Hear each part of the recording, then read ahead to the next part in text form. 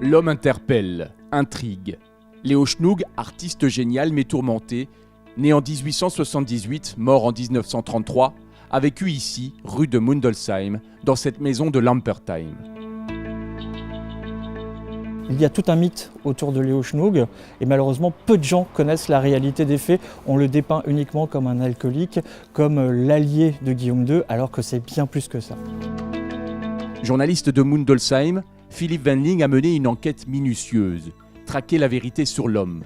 Un homme torturé toute sa vie entre un père interné lorsqu'il a 2 ans et une mère castratrice. L'auteur a exhumé le dossier médical de l'artiste interné, lui aussi, à Stephansfeld, à l'asile de Brumath.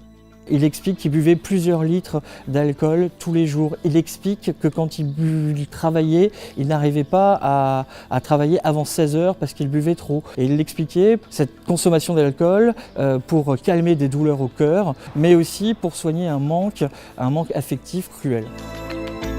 Au fil des pages, on apprend qu'il a facturé 3000 Deutschmark les fresques du Kammerzel, grâce aux archives de la Fondation de l'œuvre Notre-Dame. Ses recherches vont aussi le mener à Pfaffenhofen, où il découvre que Schnoog a eu un enfant avec Maria Gunther, la seule femme qu'il a fréquentée. Malheureusement, Léo ne veut pas le reconnaître parce que sa mère ne le désire pas. Donc en gros, Léo Schnoog a eu un fils illégitime. On a pu avancer l'hypothèse que ce petit garçon est né en Alsace en avril 1917, mais qu'avec sa mère, il est allé vivre à l'étranger et il serait mort en Autriche dans les années 1990.